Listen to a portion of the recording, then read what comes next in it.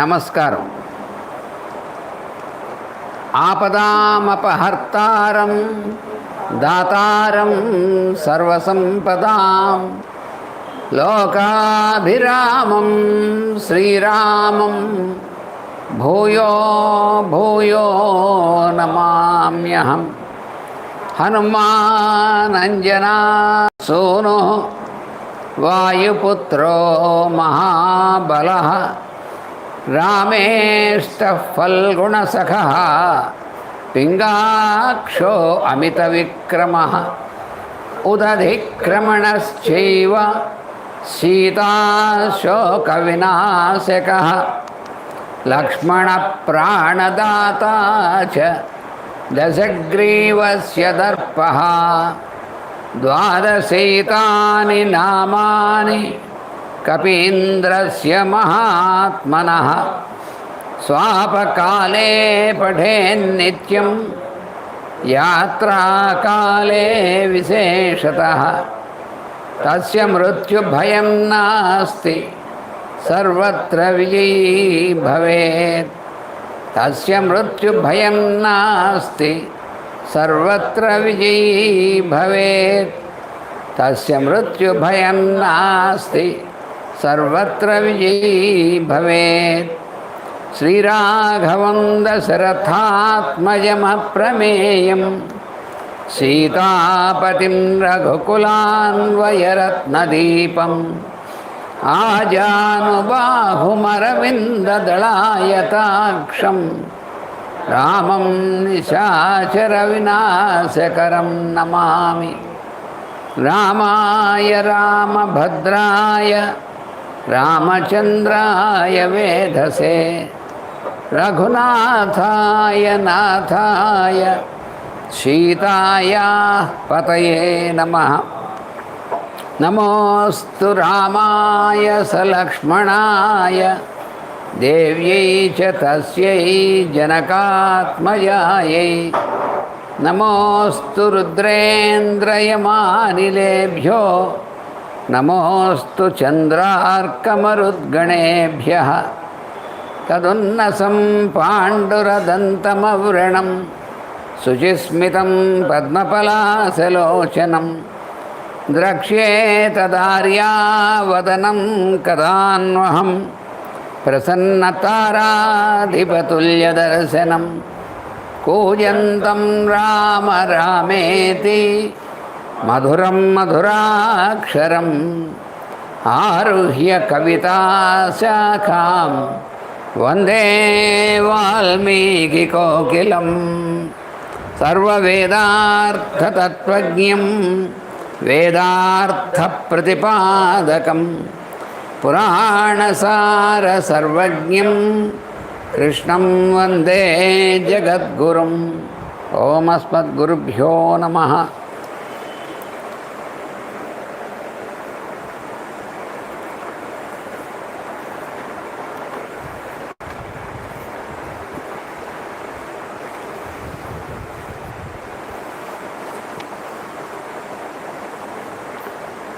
సీతామ్మవారిని ఓదార్చి ఆశ్వాసనం తెలిపేవాడికి హనుమంతుడు తిరిగి వెళ్ళాలి అనేటువంటిది మనసులోకి ఆయన ప్రచోదనం కలిగింది. అప్పుడు వైదేహి సీతామ్మవారిని ఆవిడికి ప్రణామం చేశాడు. రాక్షసాన్ ప్రవరాన్ హత్వా నామ విశ్రావ్య చ ఆత్మనః సమాశ్వాస్య చ వైదేహీం దర్శయిత్వా పరం బలం. రాక్షసుల్లో చాలా ముఖ్యమైన వాళ్ళని, చాలా బలవంతులైనటువంటి వాళ్ళందరినీ కూడా సంహరించాడు. తర్వాత తాను ఎవరు అనేటువంటిది, అంటే రాముని యొక్క శక్తే ఆయనలోంచి పనిచేస్తుందనేటువంటిది అది వాళ్ళకి అర్థమయ్యేట్టు చేశాడు. రాముని యొక్క దూతని తాను అని చెప్పి తెలియజేశాడు. తాను మారుతాత్మజుడు, రాముని యొక్క దూత, తర్వాత సీతా అమ్మవారి యొక్క అనుగ్రహాన్ని పొందినటువంటి వాడు. ఇవన్నీ కూడా ఆ విధంగా విశ్రావ్య చేసి ఆత్మనః విశ్రావ్య, ఆత్మనః తన యొక్క ఆత్మే రాముడు అనేటువంటిది ఆ వైదేహి అమ్మవారిని ఓదార్చనం చేసి అక్కడ లంకలో పరంబలం అంటే దర్శయిత్వా పరంబలం అంటే తన యొక్క చాలా బలవంతుడు కదా, తన యొక్క బలాన్ని బాగా చూపించి వాళ్ళకే మామూలుగా అర్థం. కానీ దర్శయిత్వ పరంబలం, పరుడైనటువంటి రాముడి యొక్క బలం ఏమిటో వాళ్ళకి చూపించాడు. అంటే ఆయన అక్కడే ఉండి ఈయన వాహికగా చేసుకుని ఈయన ద్వారా రాముడు పరుడైనటువంటి వాడు కాబట్టి పరంబలం, ఆయన యొక్క బలం అనేటువంటిది ఏమిటో అనేటిది కూడా వాళ్ళకి చూపించాడు. నగరీం ఆకులాం కృత్వా, ఆ లంకా నగరాన్ని వ్యాకులపరిచాడు, మొత్తం లంక అంతటినీ కూడా. వంచయిత్వా చ రావణం, రావణుడికి ఆయన వంచయిత్వం అంటే ఇక్కడ వంచనం అంటే మామూలు మోసం చేయడం అని అర్థం. అంటే ఇక్కడ ఏమిటంటే రావణుడికి వీడు చాలా మామూలు వానరుడే అనేటువంటి ఇది, అంటే వాడు ముందు వచ్చినటువంటి వాడు ఎవడో అనేటువంటిది కొంచెం కాస్త కొంత బుద్ధి పని చేసింది. వచ్చి ఆ నందీశ్వరుడే వచ్చాడా అనుకున్నాడు. మళ్ళీ ఎప్పుడైతే తనకు హితమైనటువంటి వాక్యాలు అవన్నీ చెప్పాడో అప్పుడు వాడికి మళ్ళీ బుద్ధి పోయింది వాడికి. ఎందుకంటే అయిష్టమైనటువంటి వాక్యాలు కదా, అప్రియమైనటువంటివి. అందుకని హనుమంతుడి మీద కోపం వచ్చింది. దాంతో ఆయన బుద్ధి పనిచేయడం మానేసింది రావణుడికి. అటువంటి వాడు వంచనకు గురయ్యాడు. ఏమైనా వంచన కంటే ఏ మామూలు వానరుడు తోకంటించేస్తే దాంతో దెబ్బతింటాడు, పోతాడు అనేటువంటి అభిప్రాయంలో పడ్డాడు. అది వంచన, వంచయిత్వ రావణం అంటే అర్థం. రావణుణ్ణి మోసపుచ్చాడంటే ఈయనేం మోసపుచ్చలేదు. అంటే వాడు ఆ పొరపాటైనగా అర్థం చేసుకున్నాడు ముందు. అంత ఆయన తోకకి నిప్పండించేస్తారు, ముందు చంపేద్దాం అనుకున్నాడు. మళ్ళీ విభీషణుడు చెప్పిన దాన్ని బట్టి మళ్ళీ ఏదో కొంత చేసి తోకకి నిప్పండించేసి సరిపోతుంది అనుకున్నాడు. కానీ ఆ అంటించినటువంటి దానివల్ల దాని లంకాననే నగరమే తగలబడిపోయింది అనేటువంటిది తర్వాత కానీ వాడికి అర్థం కాలేదు.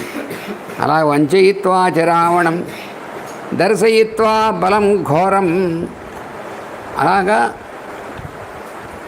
ఘోరమైనటువంటి ఆ బలం ఎలా ఉంటుందో అనేటువంటి దర్శయిత్వ వాళ్ళందరికీ చూపించాడు. ఘోరం అనేటువంటి మాటది అది కూడా ఇంకొక శివునికి సంబంధించినటువంటి దీనిగా కూడా ఉంటుంది. మన రుద్రసూక్తంలో వాటిలో కూడా వస్తుంది. తర్వాత శివుని గురించి చెప్పినప్పుడు ఘోర అనేటువంటి పదం అంటే అది చాలా తీవ్రమైనటువంటి విధంగా ఉంటుందన్నమాట. అయిన తర్వాత వైదేహీ అభివాద్యచ, చివరికి అమ్మవారిని ఆవిడకి నమస్కారం చేసి ఆవిడ యొక్క ఆశీర్వచనం తీసుకుని ప్రతిగంతుం మనశ్చక్రే పునర్మధ్యేన సాగరం, తిరిగి వెళ్ళాలి అనేటువంటిది దాని యందు మనస్సు ప్రసరించి ఆ సముద్రం మధ్యలోకి దాన్ని మించి మళ్ళీ తిరిగి వెళ్ళడం అనేటువంటిది దానికోసం సిద్ధమయ్యాడు. తతస్స కపిశార్దూల స్వామి సందర్శనోత్సుక ఆరురోహ గిరిశ్రేష్టం అరిష్టం అరిమర్దన. అప్పుడు ఆయన స్వామి సందర్శనోత్సుక, ఆ కపిశార్దూలుడు కపిశ్రేష్ఠుడు అనేటువంటి వాడు ఆయన స్వామి సందర్శనోత్సుక, స్వామిని మళ్ళీ కలుసుకోవాలి. ఎందుకంటే ఆయన పంపించిన పని అంతా పూర్తయింది. వెళ్ళి ముందు సీతను చూశాను అనేటువంటి విషయం ఆయనకి చెప్పాలి. దానివల్ల ఆయనకి ఎంతో సంతోషం కలుగుతుంది. అమ్మవారిని ప్రత్యక్షంగా చూసి వచ్చాడు కదా ఆయన. అందుకని అలాగా స్వామి సందర్శనోత్సుక, ఆయన సందర్శనం చేసుకోవాలనేటువంటి ఉత్సాహంతో ఉన్నాడు. అప్పుడు ఆయన ఆరురోహ గిరిశ్రేష్టం అరిష్టం అరిష్టం అనేటువంటి పర్వతం ఉంది అక్కడ. ఆ పర్వతాన్ని ఆరోహించాడు. ఆ పర్వతాన్ని ఇక్కడ ఏంటంటే ఈ కపిశ్రేష్ఠ అయినటువంటి హనుమంతుడు తన స్వామి అయిన రాముని చూడాలని ఉత్సాహం కలిగిందిగా, మరి ఆ కలిగిన దానివల్ల ఆ అరిష్టం అనేటువంటి పర్వతాన్ని తన యొక్క సూక్ష్మమైనటువంటి దేహంతో ఆయన ఆరోహించాడు అన్నమాట. అంటే ఇప్పుడు ఆ పెద్ద దేహం అక్కర్లే, అమ్మవారి దగ్గరికి వచ్చాడు కదా, ఆవిడకి నమస్కారం చేసుకుని ఆవిడ ఆశీస్సులు తీసుకోవడానికి, కానీ మామూలుగానే సూక్ష్మ రూపణ ఉన్నాడు. మనకు హనుమాన్ చాలీసాలో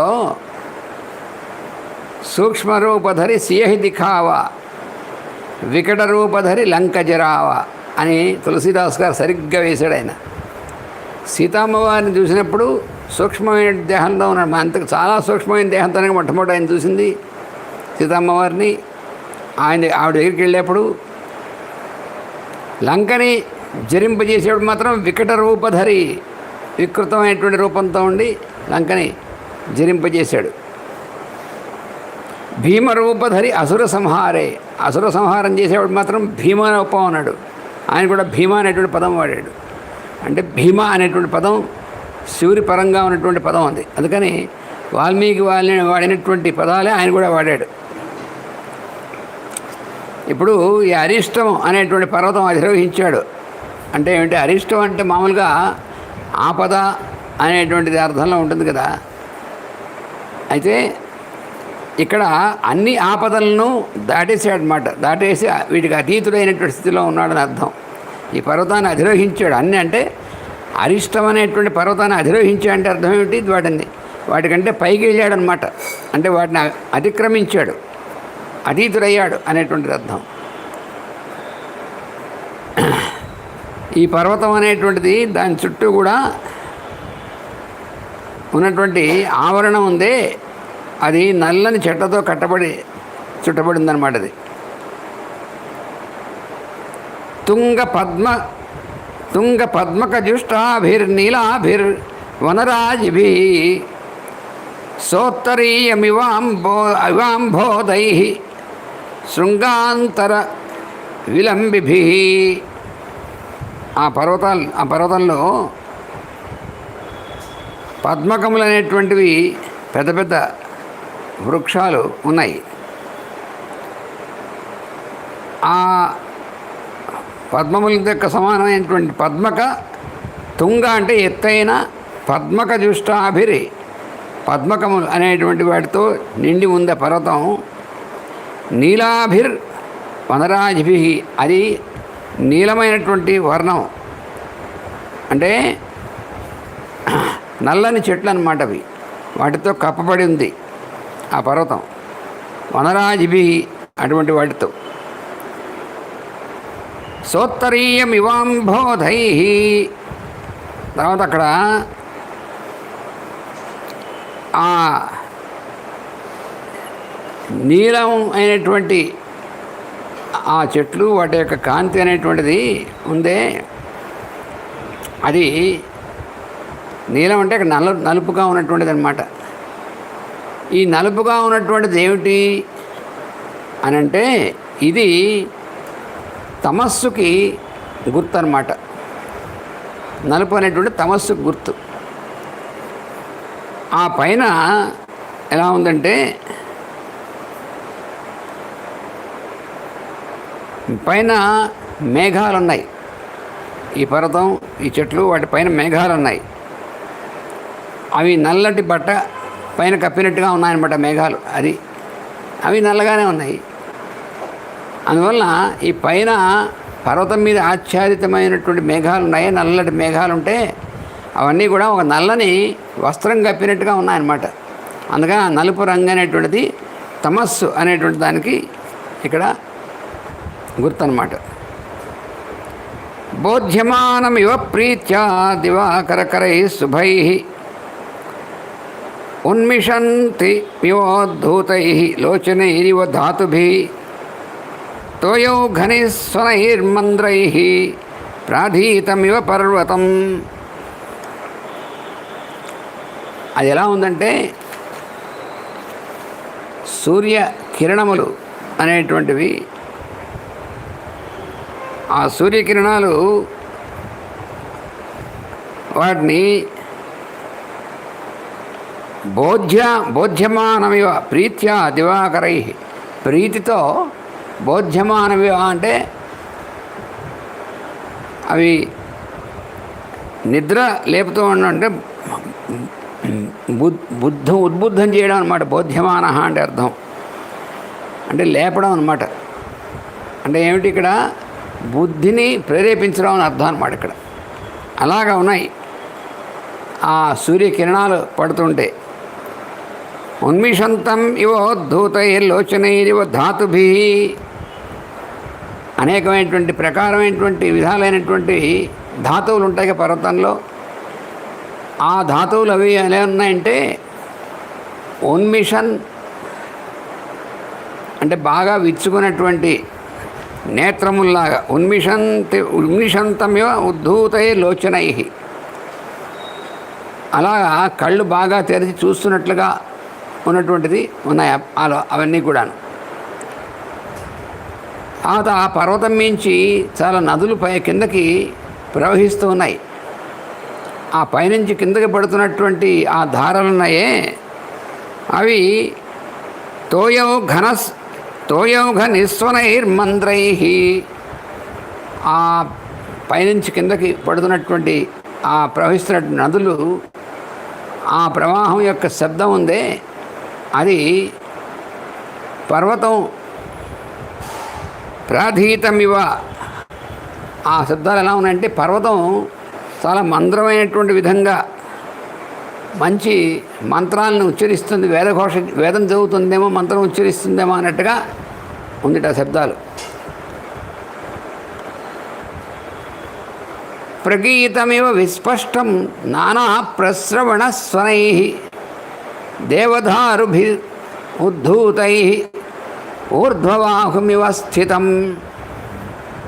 ఆ పైనుంచి పడుతున్నటువంటి జలధారలనే జలపాతాలవేను వాటి యొక్క నాదంతో ఈ అరిష్టగిరి అంతా కూడా ఒక చక్కటి సంగీతంలాగా, ఆ నాదం మంచి లయాత్మకంగా ఒక సంగీతంలాగా వినబడుతుందన్నమాట.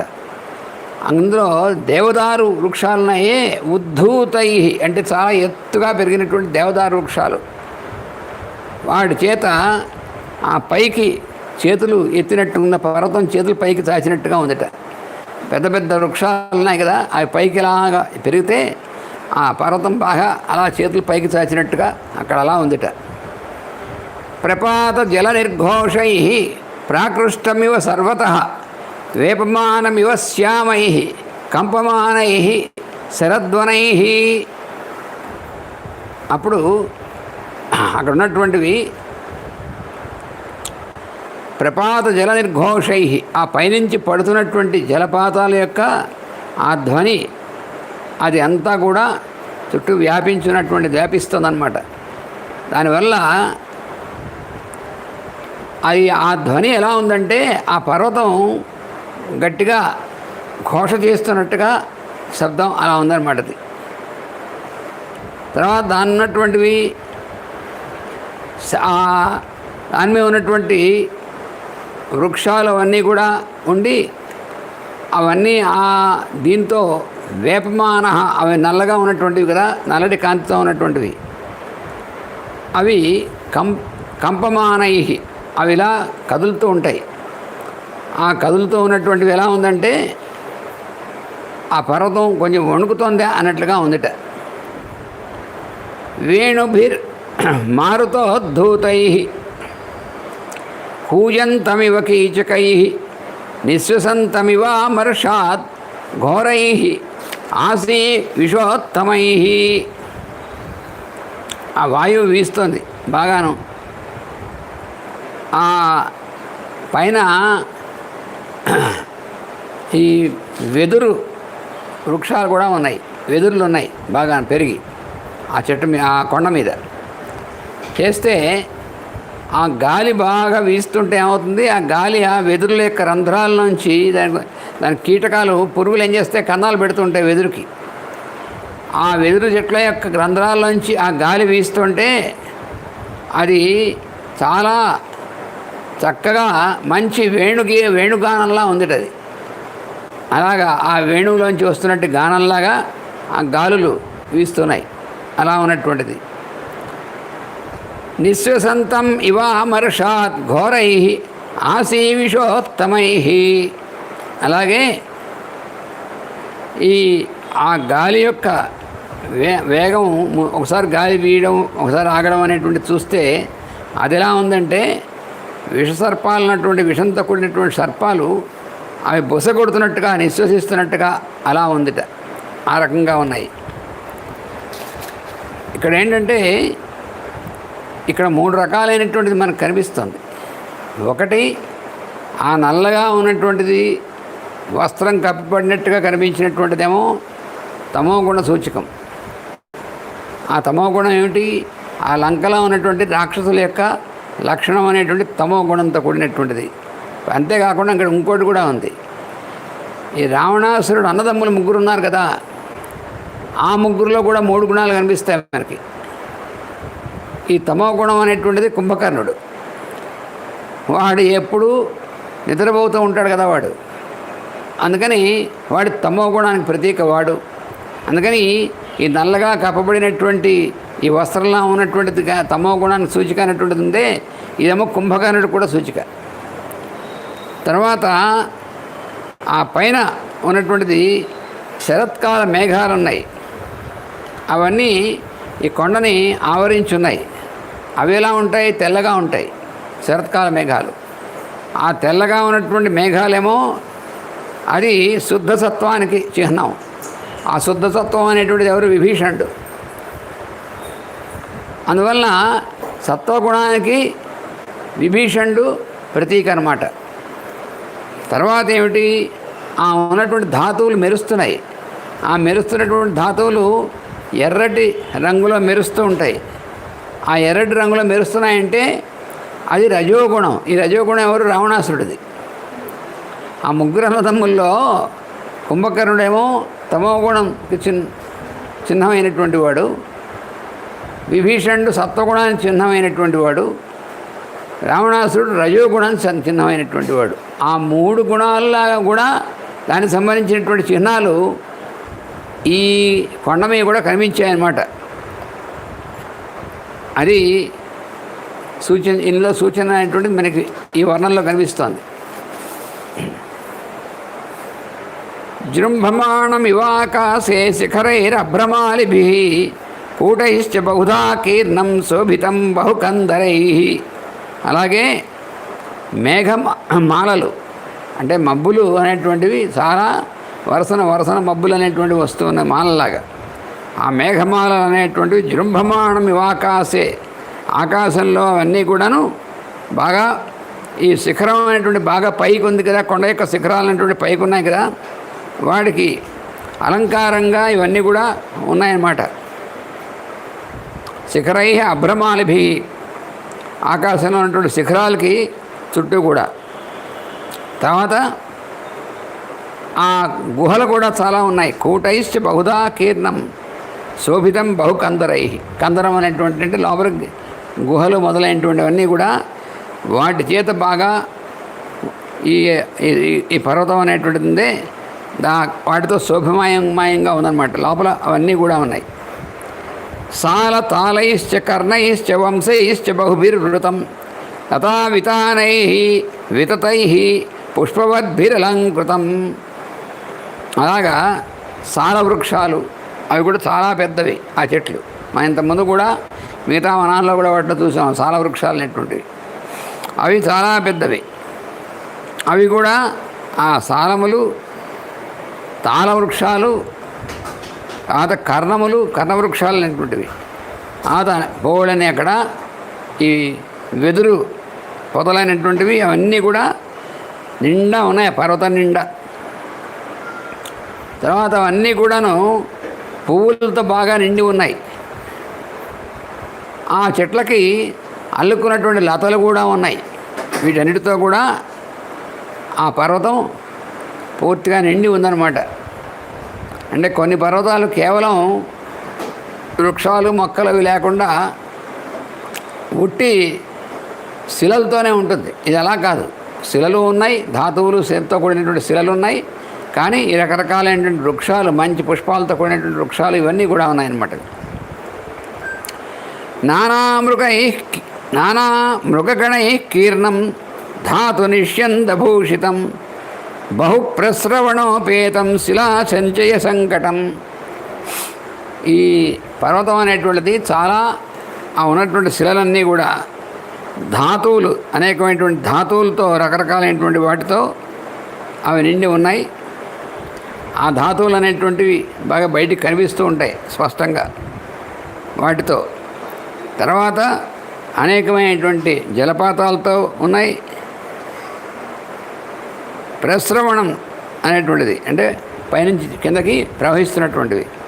అలాగే నానా మృగై కీర్ణం, అనేకమైనటువంటి మృగాలు, జంతువులు అవన్నీ కూడా ఉన్నాయి. అలాగా వాటితో కూడా నిండి ఉన్నటువంటిది ఈ పర్వతం, ఈ అరిష్టం అనేటువంటి పర్వతం. అంటే ఇవన్నీ కూడా ఉన్నటువంటిది.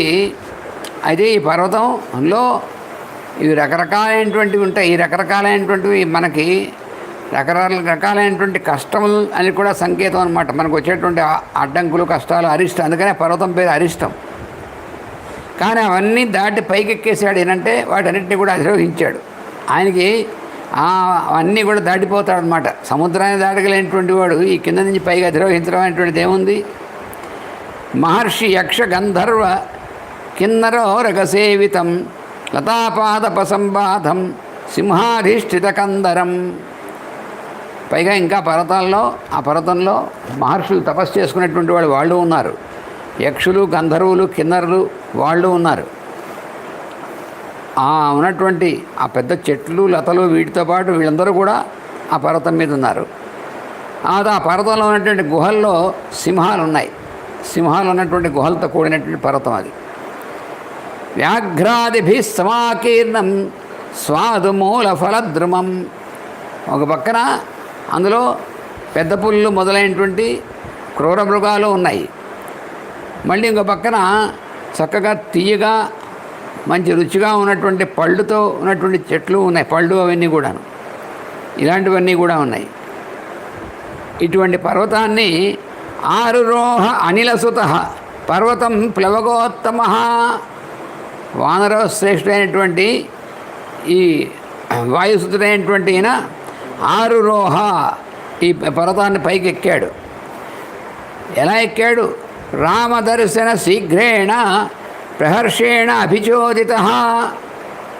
ఎలా ఎక్కాడంటే పర్వతాన్ని రామదర్శన శీఘ్రేణ, వేగంగా తొందరగా వెళ్ళి రాముడిని దర్శించుకోవాలి అనేటువంటి దాంతోనూ,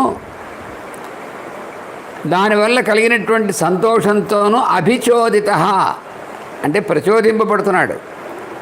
ఆ పైకి ఆయన ఇవన్నీ కూడా దాటి ఎలా ఎక్కుతున్నాడు అంటే రాముడిని చూడాలనేటువంటి దాన్ని కోసం తొందరగా వెళ్ళాలి, రాముడిని చూడాలనేటువంటిది, దాంతో తొందరగా రాముడిని చూస్తాం కదా అని కలిగేటువంటి ఆనందంతో ప్రచోదింపబడుతూ పైకెక్కుతున్నాడు ఆయన. తేన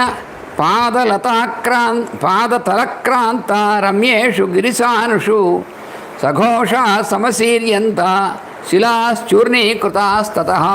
ఆ కొండ మీకి ఆయన బాగా ఎక్కాడు. ఆయన బాగా ఎక్కితే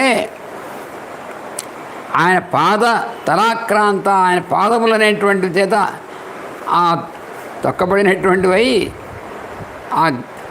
ఆ పర్వతం యొక్క రమ్యేషు గిరి సానుషు, వాటి యొక్క పైన శిఖరాలు అనేటువంటివి సఘోషా సమశీర్యంత, శిఖరాలు గట్టిగా పెళపెళ అని చప్పుడై కింద పడిపోతున్నాయట. ఈయన ఎక్కుతున్నటువంటి ఆ ఒత్తిడికి శిలాశ్చూర్ణీకృత. ఆ శిలలు, పెద్ద పెద్ద శిలలన్నీ కూడా చూర్ణం అయిపోతున్నాయట ఈయన యొక్క దీనికి,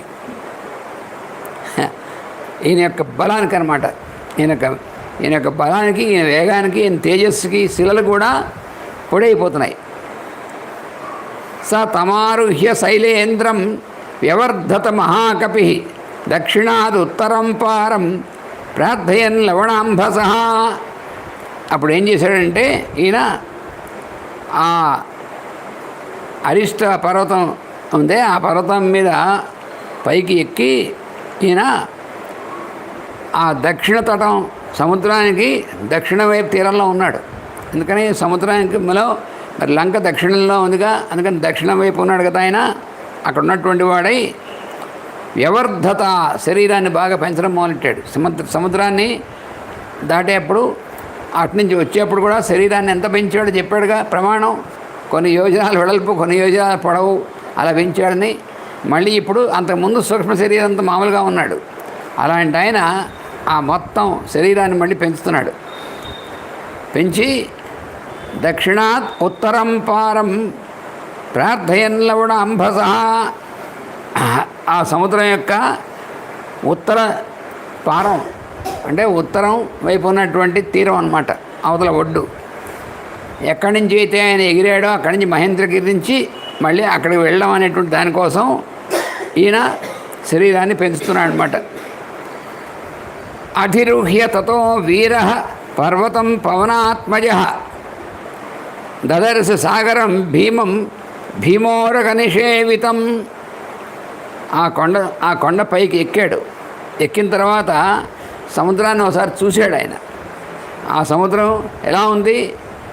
భీషణమైనటువంటి విధంగా ఉంది ఆ సముద్రం అనేటువంటిది. ఆ సముద్రంలో కూడా భయంకరమైనటువంటి విషసర్పాలు ఉంటాయి సముద్రంలో కూడా. అలా భీకరమైనటువంటి విధంగా ఉన్నటువంటి సముద్రాన్ని ఒకసారి చూశాడు. దదర్శ మళ్ళీ మనం దాటవలసినటువంటి సముద్రాన్ని ఒకసారి చూశాడనమాట. స మారుత ఇవాకాశం మారుతస్య ఆత్మసంభవ ప్రపేదే హరిశార్దూలో దక్షిణాత్ ఉత్తరాం దిశం. ఆయన మారుతస్య ఆత్మసంభవ అంటే వాయుదేవుని యొక్క ఆత్మ నుంచి పుట్టినటువంటి వాడు. అంటే ఈయన కేసరి అంజన వాళ్ళకి పుత్రుడుగా పుట్టినటువంటి వాడు. కానీ వాయుదేవుడి యొక్క ఆత్మ నుంచి పుట్టినటువంటి వాడు. అందుకని మారుత ఆత్మజ, ఆయన ఆత్మ నుంచి పుట్టినటువంటి వాడు. అటువంటి ఈయన మారుత ఇవ ఆకాశం ప్రపేదే. వాయువు ఎలా అయితే ఆకాశం అంతా వ్యాపించి ఉంటుందో ఆయన ఆత్మసంభవుడు కాబట్టి ఈయన కూడా ఆకాశం స్థితికి ఈ కింద నుంచి ఎక్కి పైకి పర్వతం మీకి అక్కడి నుంచి అలా ఎగిరేపటికి వాయువులాగా ఆకాశంలో నిలిచేట ఆయన. అలా ఉన్నాడు ఆయన. హరిశార్దూల దక్షిణాత్ ఉత్తరం దిశాం ప్రపేదే. దక్షిణం వైపు నుంచి ఇప్పుడు ఉత్తర దిశ వైపుకి అటు ఆ దిక్కు వైపుకి ప్రయాణం ప్రారంభించాడు. అంటే ఇక్కడ ఏమిటి, ఈయన ఎక్కడి నుంచి వచ్చాడు? ఉత్తరమైనటువంటి దిశ నుంచి దక్షిణం వైపుకి వచ్చాడు. మనం చాలాసార్లు చెప్పుకున్నాం. అంటే సహస్రారం అనేటువంటిది ఉత్తరం మన యొక్క శరీరంలో కూడా. ఆ ఉత్తర దిక్కు నుంచి ఈయన దక్షిణంలో మూలాధారంలో ఉన్నటువంటిది లంక. అందుకని ఉత్తరం వైపు నుంచి దక్షిణం వైపుకి వచ్చాడు మనం చెప్పుకున్నాం. అంటే సమయాచారం అనేటువంటి చెప్పుకున్నాక మొదట్లోనే మనం అమ్మవారు కౌళాచారం సమయాచారం రెండిట్లోనూ అమ్మవారు పనిచేస్తూ ఉంటుంది. అటు నుంచి ఇటు పనిచేస్తుంది, ఇటు నుంచి అటు పనిచేస్తుంది ఆవిడ. అంటే ఏమిటంటే మూలాధారంలో కుండలిని శక్తిగా కింద ఉన్నటువంటిది. సహస్రారంలో స్వామివారితో కలిసి ఉంటుంది. అక్కడి నుంచి కిందకి దిగుతూ ఉంటుంది, మూలాధారంలో ఉంటుంది, మళ్ళీ ఇక్కడి నుంచి పైకి వెళుతూ ఉంటుంది. అందుకని ఆవిడని ఉపాసన చేస్తున్నటువంటి వాళ్ళల్లో కూడా అందుకని హనుమంతుడు సహస్రారంలో స్వామి ఉన్నాడు. రాముడు ఉత్తరం వైపు ఉన్నాడు కదా, మరి ఇక్కడి నుంచి లంకకు ఉత్తరం అది ఆయన ఉన్నటువంటిది. అదే మరి సహస్రారంలో ఉన్నాడు అన్నమాట స్వామి. అక్కడి నుంచి ఆయన యొక్క అనుగ్రహాన్ని పొందినటువంటి వాడే సహస్రారం నుంచి మూలాధారం దిగాడు. ఆ దిగి అమ్మవారి దర్శనం చేసుకున్నాడు, ఆమె అనుగ్రహం పొందాడు. ఇప్పుడు మళ్ళీ ఇక్కడి నుంచి మళ్ళీ సహస్రారం వైపుకి ప్రయాణం చేస్తామన్నమాట. దక్షిణం నుంచి ఉత్తరం వైపుకే అని అర్థం. అది లోపల ఉన్నటువంటి విషయం. స తదా పీడితస్తేన కపినా పర్వతోత్తమ రరాస వివిధైర్భూతై ప్రావిశద్వసుధాతలం కంపమానైశ్చ శిఖరై పతద్భిరపజద్రుమై. అప్పుడు ఈయన ఆ పర్వతం నుంచి ఆకాశంలోకి ఇలా ఎగిరాడు కదా ఆయన.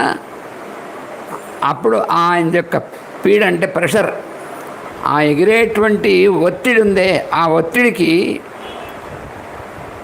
ఆ పర్వతం రరాస బాగా శబ్దం వచ్చింట. పర్వతం చాలా గట్టి ధాతువులతో కూడినటువంటి రాళ్లతో ఉంటుంది. అటువంటిది ఒక్కసారి పైనుంచి ఎంత ఒత్తిడి వచ్చిందంటే ఆ పర్వతంలో ఉన్నటువంటి రాళ్ళన్నీ కూడా కంపించి ధన ధన ధన అనే చాలా పెద్ద శబ్దం వచ్చింది. రరాస వివిధైర్భూతై ప్రావిశత్ వసుధాతలం.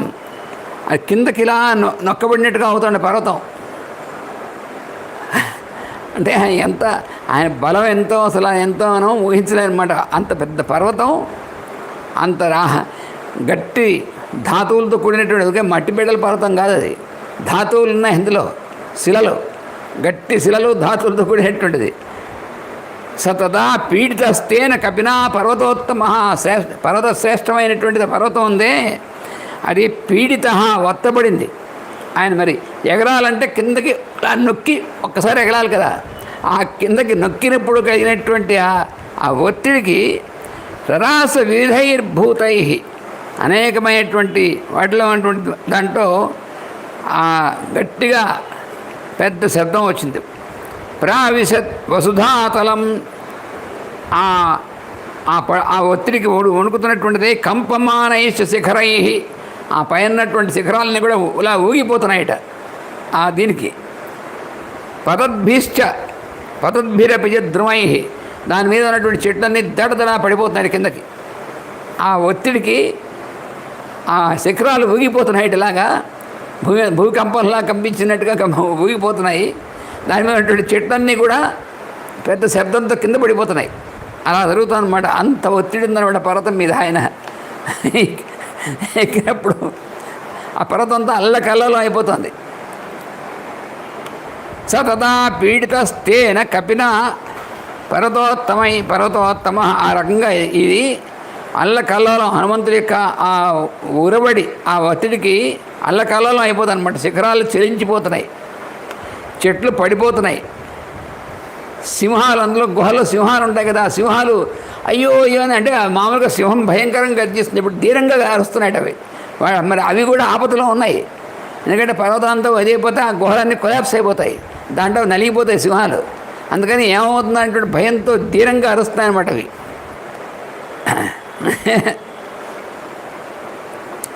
తస్యోరు వేగోన్మరిత పాదపాహ పుష్పశాలిన నిపేదుర్భూతలే భగ్నా చక్రాయుధాతా ఇవ.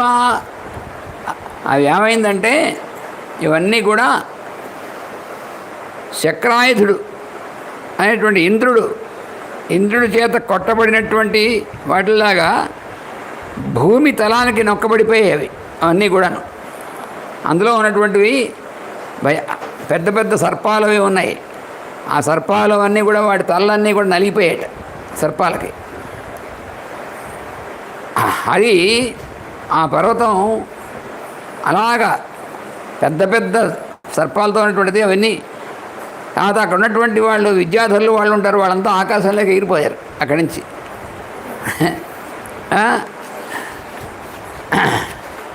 కందరోదర సంస్థానాం పీడితానాం మహోజసం సింహానాం నినదో భీమో నభో భిందన్ శుశ్రువే.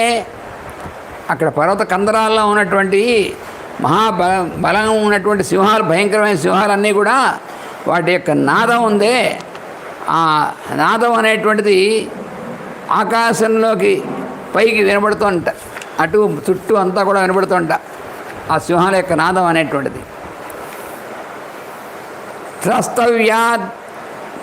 త్రస్త వ్యావిద్ధవసన వ్యాకులీకృత భూషణ విద్యాధర్య సముత్పేతు సహసా ధరణీధరాత్. అక్కడ ఉన్నటువంటి విద్యాధరులు, ఆ విద్యాధరి స్త్రీలైనటువంటి వాళ్ళందరూ కూడా ఒక్కసారి ఏమిటిలా ఏం జరుగుతుందో వాళ్ళు తెలియలేదు. ఎందుకు ఇలా పర్వతం ఇలా అవుతుందో అందులో ఉన్నటువంటి వాళ్ళందరూ కూడా వాళ్ళ వస్త్రాలు జారిపోతున్నాయి, ఆభూషణాలు అటు ఇటు పడిపోతున్నాయి. ఆ స్థితిలో ఉన్నారు వాళ్ళు ఒక్కసారి ఆ పర్వతం మించి పైకి ఎగిరారట. బాబోయ్ ఈ పర్వతం ఏదో అయిపోతుంది పడిపోతుందని చెప్పి భయంతో వాళ్ళు ఆకాశంలోకి ఎగిరారన్నమాట. వాళ్ళు అతి ప్రమాణ బలినో దీప్తజిహ్వా మహావిషా నిపీడిత శిరోగ్రీవ వ్యవేష్టంత మహాహయ. అందులో ఉన్నటువంటి పెద్ద పెద్ద పాములు ఉన్నాయి, ఆ మహావిషసర్పాలు ఉన్నాయి, పెద్ద పెద్ద చాలా భయంకరమైనటువంటి బలంగా ఉన్నటువంటి పాములు అన్నమాట అవి. వాటి యొక్క పడగలున్నాయే అవన్నీ కూడా కిందకి నొక్కబడిపోతున్నాయి. నొక్కబడిపోయి అవన్నీ కూడా నిపీడిత శిరోగ్రీవాహ, వాటి యొక్క శిరస్సులు వాటి యొక్క మెడలు ఇవన్నీ కూడా నొక్కబడిపోయి వ్యవేష్టంతా అవన్నీ కూడాను అలా గుండ్రంగా తిరిగిపోతున్నాయి అన్నమాట పాములు తట్టుకోలేక ఆ ఒత్తిడిని. అంత భయంకరమైనటువంటి ఒత్తిడితో ఉందన్నమాట అది. కిన్నరోరగ గంధర్వ యక్ష విద్యాధరాస్తదా పీడితం తం నగవరం త్యక్త్వా గగనమాస్థితా. వాళ్ళందరూ కూడా ఉన్నటువంటి కిన్నరులు, గంధర్వులు, యక్షులు, విద్యాధరులు, రకరకాల వాళ్ళందరూ ఉన్నారు అక్కడ ఎప్పటి నుంచో. వాళ్ళందరూ కూడా వెంటనే అమ్మో ఈ పర్వతమే ఉండకూడదు, ఈ పర్వతం ఉండదని చెప్పి వాళ్ళందరూ అక్కడి నుంచి ఎగిరిపోయారు గాలిలోకి, ఆకాశంలోకి ఒక్క దెబ్బకి. సజ భూమిధర శ్రీమాన్ బలినాథేన పీడిత సవృక్ష శిఖరోదగ్ర ప్రవివేశ రసాతలం. చివరికి ఆ పర్వతం ఏమైందంటే ఒక్కసారి భూమిధర అంటే పర్వతాన్ని భూమిధర అంటారు. ఎందుకంటే భూమిని ధరించినటువంటి పర్వతాలు అన్నమాట. పర్వతాలు లేకపోతే మన భూమి అలా బ్యాలెన్స్గా ఉండదు. అందుకని భూమి యొక్క బ్యాలెన్స్ అంతటిని ఉంచేటువంటి పర్వతాల వల్లే. ఈ పర్వతం కాస్త ఏమైంది, శ్రీమాన్ భూమిధర, ఎంతో మంచి శ్రీమంతమైనటువంటిది అంటే మంచి శోభ కలిగినటువంటి పర్వతం కాస్త తేన బలినా పీడిత, బలం ఆ యొక్క బలంతో పీడింపబడినటువంటిదై సవృక్ష శిఖరోదగ్రహ, పైకిగా ఉన్నటువంటి చెట్లు, పైకి ఉన్నటువంటి శిఖరాలు అవన్నీ కూడా నొక్కబడిపోయి ప్రావివేశ రసాతలం, అక్కడి నుంచి కిందకి నొక్కబడిపోయి అవన్నీ కూడాను కిందకి వెళ్ళిపోయింది, రసాతలంలోకి వెళ్ళిపోయింది. ఆ పర్వతం యొక్క ప్రమాణం ఎంత తెలిసిన 10 యోజన విస్తారం 30 యోజనముచ్ఛ్రిత. ఆ పర్వతం యొక్క వైశాల్యం 10 యోజనాలు, ఎత్తు 30 యోజనాలు ఎత్తు. అంటే చాలా ఎత్తుగా ఉందన్నమాట. 30 యోజనాలు అంటే చాలా హై పర్వతం, మామూలు పర్వతం కాదు అది. అంత ఉన్నటువంటి పర్వతం కాస్త ఏమైందంటే కిందకి నొక్కబడిపోయి భూమి లెవెల్, భూమి యొక్క దీనికి భూమి ఉన్నటువంటి లెవెల్ ఏది ఉందో ఆ స్థాయికి వచ్చి ఇంకా లోపలికి నొక్కబడిపోయింది. అంటే భూమికి ఒక గుండ పడిపోతే అయిపోతుంది లోపలికి, అలా పర్వతం మొత్తం ఒక్కసారిలా క్రంబుల్ అయిపోయాయి. అంటే మొత్తం విరిగిపోయాయి, నేను ఆ వృక్షాలు పడిపోయాయి, శిలలు విరిగిపోయాయి, చూర్ణమైపోయాయి, మొత్తం అసలు పర్వతం కనబట్టలేదు. ఇంక పర్వతం అంతా అయిపోయిందనమాట. ఆ ఒత్తిడికి, ఆయన లేచినటువంటి ఒత్తిడికి, ఆ కాళ్ళ ఒత్తిడికి అంత పర్వతం 30 యోజనాలు ఎత్తు 10 యోజనాలు వెడల్పు ఉన్నటువంటిది, అలా ఉన్నటువంటి పర్వతం కాస్త రసాతలం దాకా దిగిపోయింది మొత్తం లోపలికి. అంటే భూమిలోకి అంత లోపలికి వెళ్ళిపోయింది అనమాట పర్వతం కాస్త.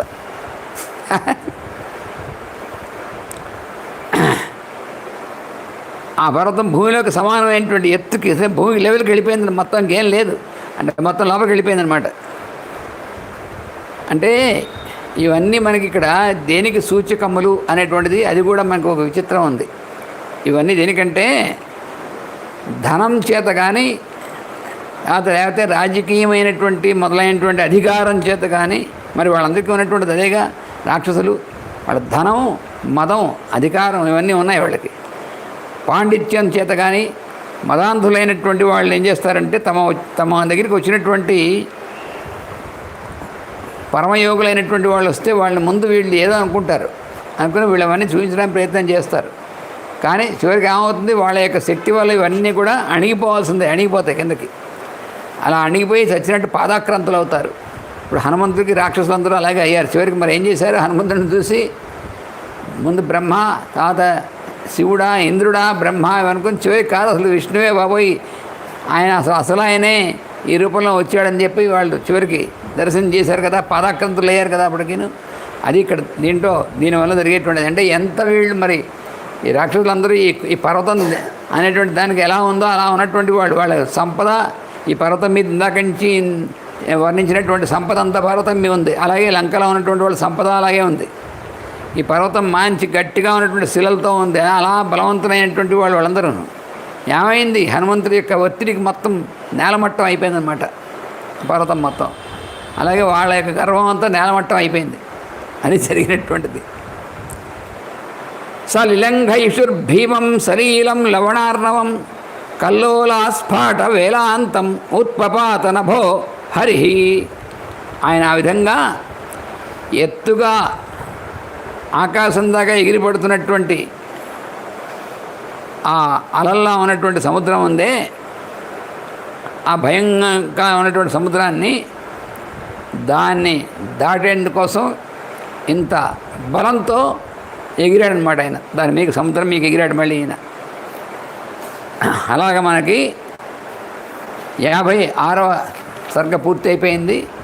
ఇప్పుడు 57వ సర్గలో ప్రవేశిస్తున్నాం మనం. ఆప్లుత్యతి మహావేగ పక్షవానివ పర్వత. ఈయన అంత వేగంతో ఎగిరి ఆ ఆకాశం ఆ పై దీంట్లోకి వచ్చాడు. వచ్చి అలా ఎగురుతుంటే ఒక పెద్ద పర్వతం మళ్ళీ రెక్కలతో ఎగురుతున్నట్టుగా ఉందట. అంతకుముందు పర్వతాలు రెక్కలు ఉండేవని చెప్పుకున్నాం కదా మనం. పర్వతాలకు రెక్కలు ఉండేవి.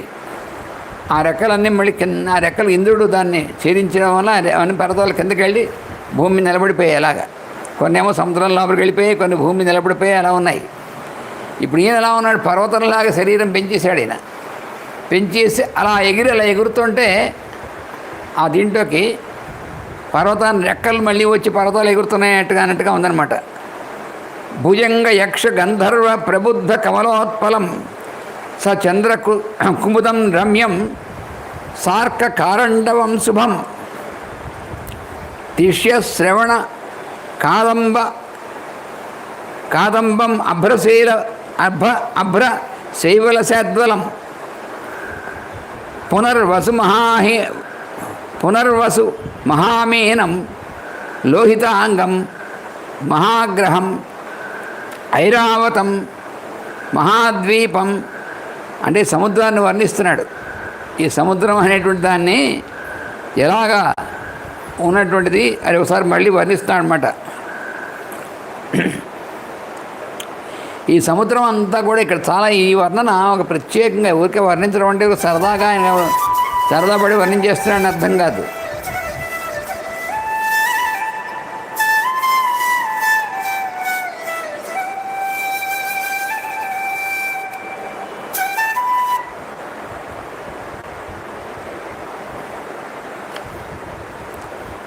ఈ సముద్రాన్ని నేను వర్ణించడం అనేటువంటిది ఏమిటంటే కేవలం మామూలుగా ఏదో మనకు వర్ణన చేయాలి కాబట్టి వర్ణిస్తాడు అనేటువంటిది కాదు. ఇందులో ఈ సముద్రం దీనికి ఆకాశంలో ఉన్నటువంటి లక్షణాలన్నీ ఏవైతే ఉన్నాయో అవన్నీ దీంట్లో ఎలా ప్రతిబింబిస్తున్నాయో దాన్ని వర్ణిస్తున్నాడు ఆయన. అది చేస్తున్నటువంటిది ఇది అద్భుతమైనటువంటి వర్ణనం అన్నమాట. ఇక్కడ ఏమిటంటే ఆలుప్యచ మహావేగ పక్షవానివ పర్వత. ఆయన ఆ విధంగా రెక్కలు వచ్చినటువంటి పర్వతంలాగా పైకి ఎగిరిన తర్వాత భుజంగ యక్ష గంధర్వ ప్రబుద్ధ కమలోత్పలం ఉన్నటువంటి ఆకాశం అనేటువంటి సముద్రం, అంటే కింద సముద్రం పైన ఆకాశం ఉంది. మనకి ఎలా ఉంటుంది, కిందకి చూస్తేనే పైన చూస్తే కూడా అది సముద్రంలాగా ఉండొచ్చు, ఇది ఆకాశంలా ఉండొచ్చు. ఒకసారి ఇలా అలా చూడడం అసలు అద్భుతమైనటువంటి ఎక్స్పీరియన్స్ మనం జాగ్రత్తగా మనం అబ్జర్వ్ చేస్తే మనం ఉంటుందన్నమాట. ఆకాశం కూడా ఒక సముద్రమే. అందుకనే ఆకాశంలో ఉన్నటువంటి ప్రాపర్టీస్ అన్నీ కూడా ఉంటే సముద్రంలో ఉన్నటువంటి అంటే ఇది జలధాతువు. అది ఆకాశ ధాతు. అదే జలభూతం. అంటే మరి పంచభూతాల్లో ఆకాశం మొట్టమొదటిది, జలం మధ్యలో వస్తుంది. ఆకాశాద్ వాయు, వాయోరగ్ని, అగ్నేరాప, అభ్య పృథివీ అని ఆ వరుస కదా. అందుకని పంచభూతాల్లో మొదటిది ఆకాశం, నాలుగవది జలం, ఆ పైనుంచి కిందకి. ఇప్పుడు ఇక్కడ ఈ రెండు భూతాల యొక్క ఇది ఎలా ఉందో చూపిస్తున్నాడు అన్నమాట ఈయన. ఇక్కడేమో సముద్రంలో ఏముంటాయి, ఆకాశంలో ఏముంటాయి, రెండుకి ఉన్నటువంటి ఇది కూడా చూపిస్తున్నాడు.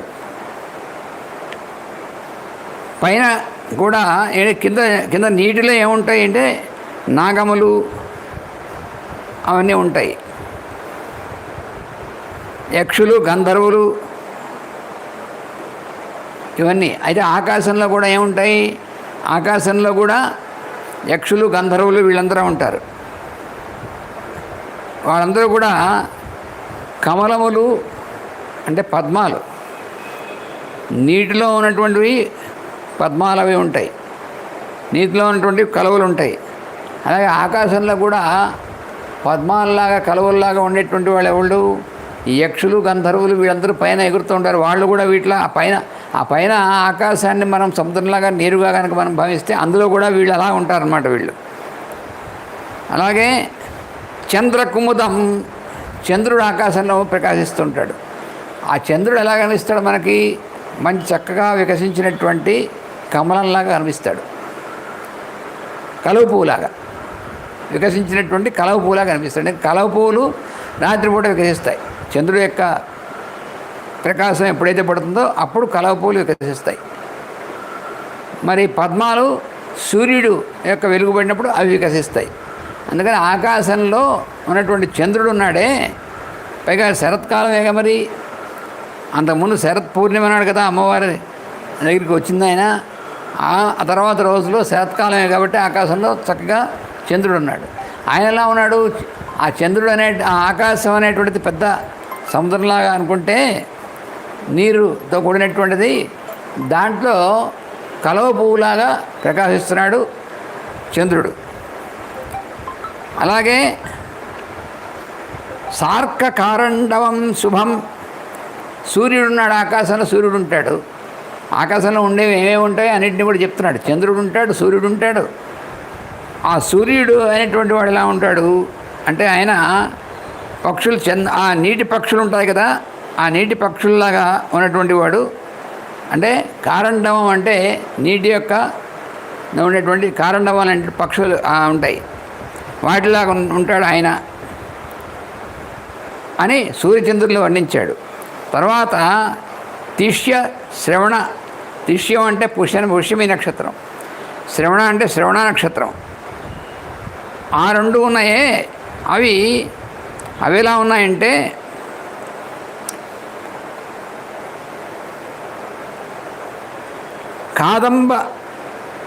కాదంబం అభ్ర శైవల శాద్వలం. ఆ నక్షత్రాలు అనేటువంటి పైన ఉన్నటువంటివి ఎలా ఉన్నాయంటే కలహంసల్లాగా, తర్వాత ఆ చాతక పక్షుల్లాగా, తర్వాత ఆ పక్కన మొలిచినటువంటి కింద నీటి పక్కన ఒడ్డునే ఉన్నటువంటిది శాద్వలం అంటే గడ్డితో కూడినటువంటిది, పచ్చిక బయలునటువంటిది, అలా గర్విస్తున్నాయట. అంటే ఇక్కడ ఏమిటంటే ఆ నక్షత్రాలు చాలా పైనటువంటి తారకలు. అంటే ఇక్కడ ఇవన్నీ కూడా తారకలు, పుష్యమి నక్షత్రం ఇవన్నీ కూడా తారకలకు సంబంధించినటువంటివి. ఆ తారకా వ్యూహం అనేటువంటిది మన సూర్యుడి కంటే చాలా పైన ఉన్నటువంటి తారకా వ్యూహం. ఆ తారకా వ్యూహంలో అంతా కూడా ఏముంటుంది, ఒక పెద్ద వెలుగు అనేటువంటిది ఉంటుంది.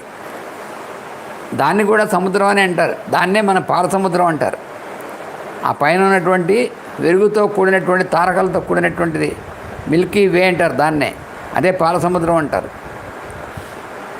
అక్కడ మరి ఈ నక్షత్రాలు అనేటువంటి పుష్యమి అనేటువంటి నక్షత్రం, రెండోది శ్రవణ నక్షత్రం.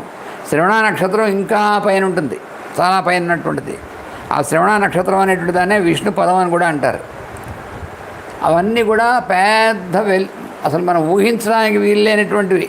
అంటే మన సూర్యుడి కంటే చాలా పెద్దమైనటువంటి మహాసూర్యుడు, ఆ సూర్యుడికి కూడా వెలుగు ఎక్కడి నుంచి వస్తుందో అక్కడి నుంచి వచ్చేటువంటివి అవి ఆ తారకా గణాలు అనేటువంటి ఉన్నటువంటివి అనమాట. అంత స్థితిలో ఉంటాయి ఇవి.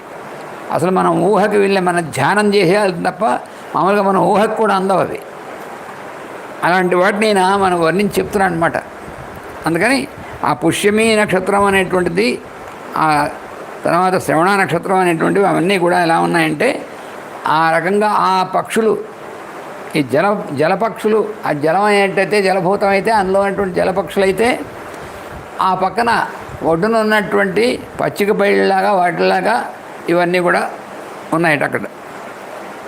పునర్వసు మహామీనం, పునర్వసు నక్షత్రం ఉంది.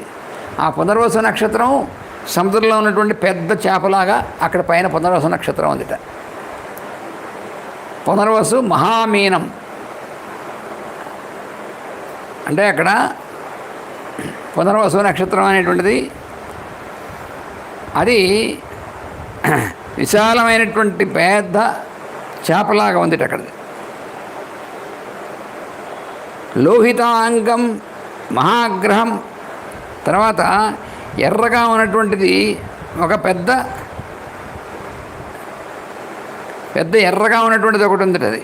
అదేమిటంటే అంగారకుడు యొక్క గ్రహం అనమాట. అది అంగారకుడు గ్రహం ఎర్రగా కనిపిస్తుంది మనకి ఆకాశంలో. మన రాత్రిపూట ఈ నగరాల్లో ఉన్నటువంటి దీపాల వల్ల మనకు కనిపించదు సరిగ్గాను. నగరాలు కాకుండా కొండల్లోకో మనం, లేకపోతే ఈ నగరాలు దూరంగా ఉన్నటువంటి చోటుకు వెళ్ళి మంచి రాత్రిపూట పైకి చూస్తూ ఉంటే అన్నీ మనకి ఏ గ్రహం ఏదైనటువంటిది కూడా మనకు చూడవచ్చు. ఆ చూస్తున్నటువంటి దాంట్లో ఎర్రటి కాంతులతో మిలమిల చూస్తుంటుంది. అది అంగారక గ్రహం అనమాట. అది ఎలా ఉందంటే పెద్ద మాసల్లా ఉందిట. లోహితాంగ మహాగ్రహం, ఐరావత మహాద్వీపం, అలాగే ఆ మధ్యలో ఉన్నటువంటిది ఐరావతం, అది పెద్ద ద్వీపంలా ఉందిట అక్కడ. ఆ ద్వీపం, సముద్రం మధ్యలో ద్వీపాలు ఉంటాయి కదా, అలా మధ్యలో ద్వీపంలా కనిపిస్తున్నటువంటిది ఏంటంటే అది ఐరావతం అంట. ఇంద్రుడి యొక్క వాహనం అయినటువంటిది ఐరావతం. అలాగా స్వాతి హంస విలాసితం, అలాగే స్వాతి నక్షత్రం అనేటువంటిది ఆకాశం అనేటువంటి సముద్రంలో ఆ స్వాతి నక్షత్రం ఏమో హంసలా ఉందిట. స్వాతి హంస విలాసితం, అది హంసల కింద నీళ్ళలో హంసలా అయితే ఉంటుందో స్వాతి నక్షత్రం అలా ఉందిట, స్వచ్ఛమైనటువంటి విధంగా. తర్వాత వాత సంఘాత జాలోర్మి చంద్రాంశు శిశిరాంబుదం. వాత అంటే వాయువు. వాయువు అనేటువంటి దాంతో తరంగములతో, వాయువు అనేటువంటి మహాతరంగములతో చంద్రుడి యొక్క కిరణములతో చల్లగా ఉండేటువంటి విధంగా, అంటే సముద్రం నీరు కదా, ఈ కింద నీరు ఎలా ఉంటుంది, చల్లగా ఉంటుంది. ఆ చంద్రుడి యొక్క కిరణాలు పడుతూ ఉంటాయి, దాంతో నీరు చల్లగా ఉంటుంది. ఆ పైన ఉన్నటువంటిది శిశిరం అనేటువంటిది శిశిరాంబుమత్, చంద్రాంశు శిశిరాంబుమత్ అంటే చంద్రుడి యొక్క కిరణములతోనూ. తర్వాత వాయువు వల్ల వాయు సంఘాత జలోర్మి అంటే వాయువు వల్ల కదపబడుతున్నటువంటి నీటి యొక్క దీనిలాగా అలా ఉన్నటువంటిది ఆకాశం. అంటే కింద సముద్రానికి ఆకాశానికి ఉన్నటువంటి సమానమైనటువంటి లక్షణాలను చూపిస్తూ ఇచ్చాడు ఈ శ్లోకాలు. ఈ వర్ణనం అనేటువంటిది అసలు తర్వాత వచ్చినటువంటి కవులు, కాళిదాసాది కవులు, తర్వాత వచ్చినటువంటి మహాకవులు చాలామంది కూడా ఈ వర్ణనం వాల్మీకి చేసినటువంటి వర్ణనాన్నే తీసుకుని వాళ్ళు మళ్ళీ దీనికి ఈ వర్ణనానికి ప్రకారం వాళ్ళు కూడా వర్ణించారు. తర్వాత అందరికీ కూడా ఆ వర్ణనం ఎలా చేయొచ్చు, ఆకాశానికి సముద్రానికి ఉన్నటువంటిది ఈ లక్షణాలన్నింటినీ కూడా ఎలా వర్ణించవచ్చు అనేటువంటి విధానాన్ని ఆయన సూచించినటువంటి మహాకవి అనమాట వాల్మీకి. ఎందుకంటే ఆదికవి కదా మొట్టమొదటి ఈయనే.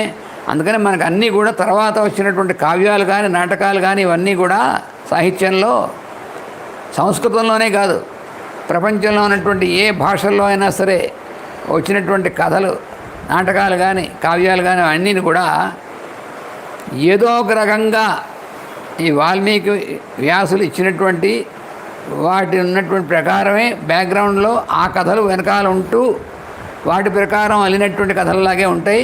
అవి జాగ్రత్తగా పరిశీలిస్తే అంటే మొత్తం ప్రపంచ సాహిత్యంలోనూ అన్నిటికీ కూడా ఆ సాహిత్యం అనేటువంటి దానికి వెలుగు చూపినటువంటి మొదటి వాళ్ళు వాల్మీకి, తర్వాత వేదవ్యాసులు, ఆ తర్వాత వచ్చినటువంటి వాళ్ళు మిగతా కవులందరూ ఏ భాషలో అయినా సరే కాదనడానికి వీల్లేదు. అంటే వాటి జాగ్రత్తగా సూక్ష్మమైనటువంటి పరిశీలనలో చూసినట్టయితే మనకు అర్థమవుతుంది. మన దేశంలోనే, భారతదేశంలో ఉన్నటువంటి ఇన్ని భాషల్లోనూ ఉన్నటువంటి సాహిత్యాల్లో కూడా ఎన్నో రకాలైనటువంటి నాటకాలు, కథలు, ఇప్పుడున్నటువంటి సినిమా సాహిత్యాలు, సాంఘికమైనటువంటి వాటిల్లో కూడా వాటి లోపల కథలకు మూలమైనటువంటి బ్యాక్గ్రౌండ్ అనేటువంటిది ఎక్కడో అక్కడ వీటిలో తీసుకున్నటువంటిదే ఉంటుంది తప్ప ఇది కాకుండా కొత్తగా ఏదో చేశారని అనడానికి మాత్రం ఉండదు. అంటే మరీ వల్గర్గా ఉండేటువంటివి అలాంటివి ప్రత్యేకంగా కావాలని తీస్తే తప్ప, లేకపోతే మాత్రం వీటి యొక్క మూలం వీటిలో ఉంటుందన్నమాట. అందుకని ఆ వర్ణనలు అలా ఇచ్చాడు ఆయన. అలా ఉన్నటువంటి ఆకాశాన్ని హనుమాన్ అపరిశ్రాంత పుప్లువే గగనార్ణవం, ఆకాశం అనేటువంటి సముద్రాన్ని ఈయన చెప్తున్నాడు. గగనార్ణవం అంటున్నాడు. అసలు ఈ ప్రయోగం అనేటువంటిది అద్భుతమైనటువంటిది. గగనం అంటే ఆకాశం, అర్ణవం అంటే సముద్రం. ఆకాశమైన సముద్రం అంటాడేమిటండి అని అనుకుంటారు మామూలు వాళ్ళు. కానీ ఆకాశంలో ఉన్నటువంటి పొరలున్నాయే, ఆకాశంలో అనేకమైనటువంటి పొరలు ఉంటాయి. ఆకాశం అంటే మనకేదో ఎంటీ స్పేస్ అనుకోకూడదు. దానిలో అనేకమైనటువంటి పొరలు ఉంటాయి. ఆ పొరలన్నింటిలోనూ ఉన్నటువంటి ఈ గ్రహాలు, తారకలు, ఈ నక్షత్రాలు, ఇవన్నీ కూడా రాసులు, ఇవన్నీ కూడా వాటిలోనే కదా మన ఏర్పాటయ్యింది. సముద్రంలో ఎలా అయితే అనేకమైనటువంటి ఇవన్నీ కూడా ఉంటాయో ఆకాశంలో కూడా అవన్నీ ఉంటాయి.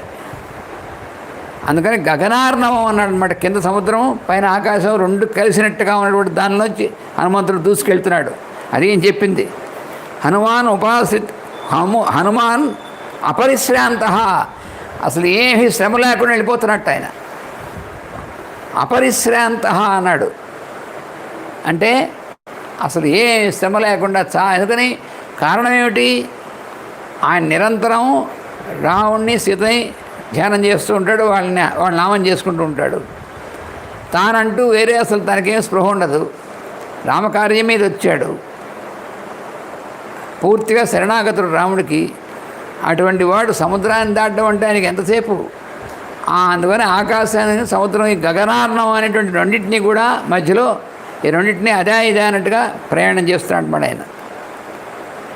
గ్రసమాన ఇవ ఆకాశం తారాధిపమివోల్లిఖన్, గ్రసమాన ఇవ ఆకాశం. ఈయన ముందుకి దూసుకెళ్తుంటే ఎలా ఉందంటే ఆ ఆకాశాన్ని మింగేస్తున్నాడా అన్నట్టుగా ఉందిట. ఏం వర్ణండి. ఈయన పెద్ద శరీరంతో అలా ఉండి అనుకుంటూ రామనామం చేసుకుంటున్నాడు, అనుకుంటూ వెళుతున్నాడు. అలా వెళుతుంటే ఆకాశాన్ని లోపల మింగేస్తున్నాడా అన్నట్టుగా ఉండే. గ్రసమాన ఇవ ఆకాశం అంటే ఆకాశాన్ని మింగేస్తున్నాడా అన్నట్టుగా ఉందిట. తారాధిప వివోల్లిఖన్, తారాధిపుడు అంటే చంద్రుడు. ఆ చంద్రుడు దగ్గరికి వెళుతూ చంద్రుడిని ఇలా గీరుతున్నాడా అన్నట్టుగా ఉందట. అంటే ఏ హైట్లో వెళ్తున్నాడు ఆయన, అసలు ఏ దీంట్లో ఉన్నాడు, ఊహకు అందనటువంటిది అనమాట ఆయన. హరన్నివస నక్షత్రం గగనం సార్కమండలం, అర్కమండలం అంటే సూర్యమండలం, స నక్షత్రం నక్షత్ర మండలం. ఆ సూర్యమండలము, నక్షత్ర మండలము అనేటివాటిని వాటితో కూడినటువంటి ఆకాశాన్ని హరన్నివా హరించి వేస్తున్నాడు ఆయన. అంటే ఈయన హరి. అందువల్ల హరి అంటే కోతిని అర్థం, హరి అంటే విష్ణుమూర్తిని అర్థం, ఎన్ని అర్థాల్లో వర్తిస్తుంది అనమాట.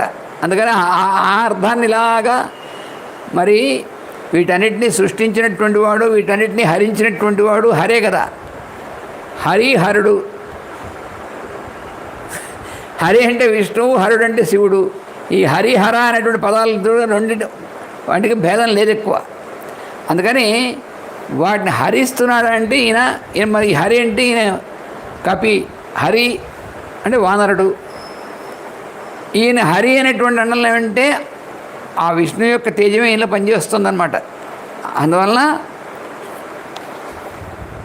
సార్క మండలము, సూర్యమండలాన్ని, నక్షత్ర మండలాన్ని అంతటినీ కూడా ఈయన హరిస్తున్నాడా అన్నట్టుగా ఉందిట. అలా వెళ్తున్నాడు ఆయన. అపారం అపరిశ్రాంతం అంబుధిం సమగాహత హనుమాన్ మేఘజాలాన్ని వికర్షన్నివగచ్చతి. అపారం, ఆకాశం పారం, అవతల ఒడ్డే ఉంది ఆకాశానికి అసలు. అలాగా అపరిశ్రాంతం, పారం లేనటువంటిది, తనకు ఏమాత్రం శ్రమ అనేటువంటిది కలిగకుండా ఉన్నటువంటిది. అటువంటి కిందనేమో అంబుధి, ఆ పైన కూడా అంబుధి. ఎందుకంటే పైన కూడా నీరే, ఆకాశంలో కూడా నీరు ఉంటుంది కదా. మరి ఈ కింద నుంచి పీల్చిన నీరంతా ఎక్కడ ఉంటుంది? మేఘమండలం ఉండి దాంట్లో నీరు ఉంటుంది కదా. అందుకని అది కూడా అంబుధే అక్కడ. ఆ విధంగా దాంతో సమగాహత, వాటితో సమానంగా వెళ్తున్నాడు. వెళ్తుంటే ఎలా ఉందంటే హనుమాన్ మేఘజాలాన్ని వికర్షన్నివగచ్చతి. ఈ మేఘాలు సమూహాలు ఉన్నాయి, మేఘాలు బోర్డు, మేఘాలు చాలా ఉంటాయి కదా. ఆ మేఘాలు అనేటువంటి అన్నిటినీ కూడా వికర్షణ దూరంగా తోసుకుంటూ వెళ్ళిపోతున్నట్టు ఆయన. అలా ఉన్నట్టు ఆయన చూస్తుంటే.